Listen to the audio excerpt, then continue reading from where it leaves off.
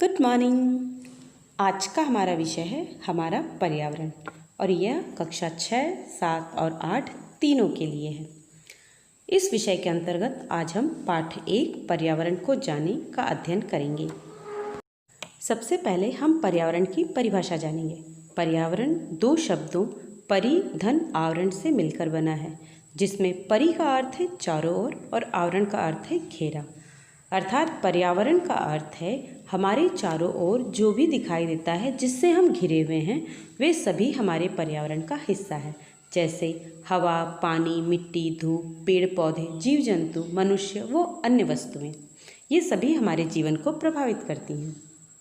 चलिए अब हम पर्यावरण की आवश्यकता और उसके महत्व को समझते हैं। सभी जीवधारियों के लिए पर्यावरण बहुत महत्वपूर्ण है। सांस लेने के लिए हमें ऑक्सीजन पर्यावरण की हवा से ही मिलती है। पीने के लिए पानी हमें हमारे पर्यावरण से ही मिलता है। यहाँ तक कि भोजन, कपड़ा और मकान जैसी आवश्यकताओं की भी पूर्ति पर्यावरण से ही होती है। दूसरे अन्य जीवों को भी भोजन और आवास रहने के लिए जगह, ये पर्यावरण से ही मिलता है।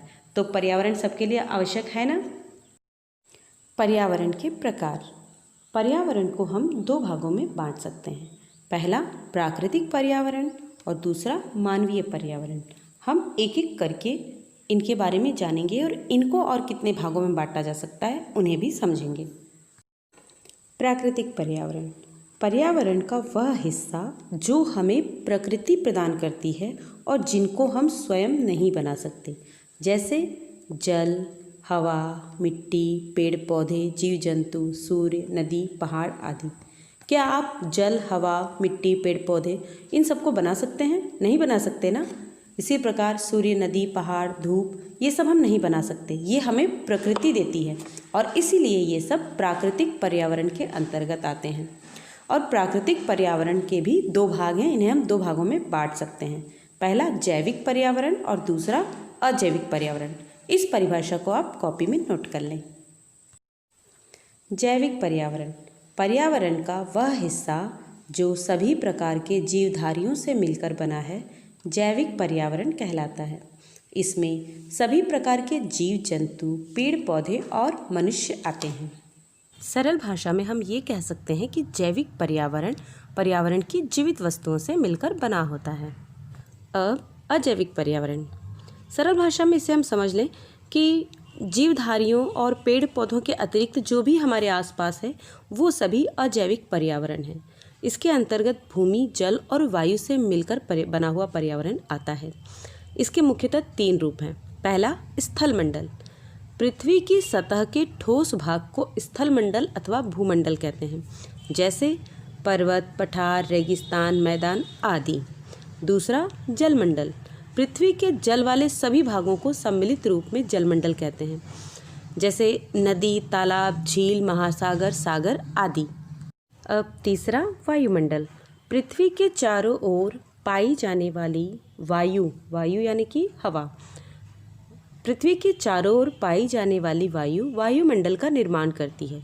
वायुमंडल में ऑक्सीजन, नाइट्रोजन, कार्बन डाइऑक्साइड आदि गैसें पाई जाती हैं। ऑक्सीजन गैस जीवों के सांस लेने के लिए सबसे महत्वपूर्ण गैस है। इसके बिना किसी भी जीवधारी का जीवन संभव नहीं है। तो हमारा जीवन भी हमारे पर्यावरण पर ही निर्भर करता है। ये सभी कुछ प्राकृतिक पर्यावरण के अंतर्गत आते हैं। अब दूसरे तरह का है पर्यावरण मानवीय या सामाजिक पर्यावरण।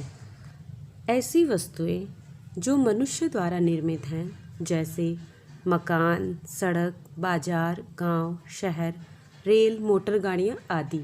उसी प्रकार घर परिवार, गांव, शहर, पंचायत, थाना, विद्यालय, कल कारखाने, मशीनें आदि भी सामाजिक पर्यावरण का अंग है।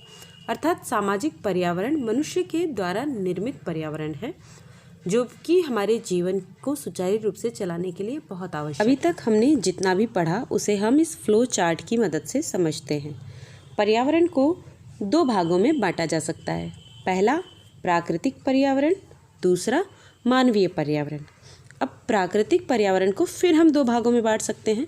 पहला जैविक पर्यावरण और दूसरा अजैविक पर्यावरण। अब जैविक पर्यावरण के 2 मुख्य भाग हैं, पादप यानी कि पेड़ पौधे और दूसरा जंतु यानी कि जीवित वस्तुएं। और अजैविक पर्यावरण के 3 भाग हैं, स्थलमंडल, जलमंडल और वायुमंडल। अब देखिए, मानवीय पर्यावरण या सामाजिक पर्यावरण को फिर हम दो भागों में बांट सकते हैं, भौतिक पर्यावरण और सांस्कृतिक पर्यावरण। भौतिक पर्यावरण जैसे दुकानें, घर, इस तरह से जो है वो भौतिक पर्यावरण है, और सांस्कृतिक पर्यावरण के अंतर्गत हमारे तीज त्यौहार, हमारे लोकगीत, ये सब सांस्कृतिक पर्यावरण के अंतर्गत आते हैं। इस चार्ट को आप कॉपी में बना लें। अब इस पाठ के आधार पर आपके अभ्यास हेतु कुछ प्रश्न जिनका उत्तर आपको खुद लिखना है। पहला प्रश्न, पर्यावरण से आप क्या समझते हैं? दूसरा, पर्यावरण को कितने भागों में बांटा जा सकता है? अजैविक पर्यावरण के कितने भाग हैं? चौथा, मानवीय पर्यावरण क्या है? और पांचवा प्रश्न, सभी जीवों के आवास, भोजन और जल की आवश्यकता किससे पूरी होती है? इन सभी प्रश्नों का उत्तर आपको स्वयं करना है। यदि आप कर पा रहे हैं तो बहुत अच्छी बात है, और अगर आपको कोई परेशानी आ रही है तो आप इस वीडियो को फिर से देखें और फिर से इन प्रश्नों का उत्तर लिखने का प्रयास करें।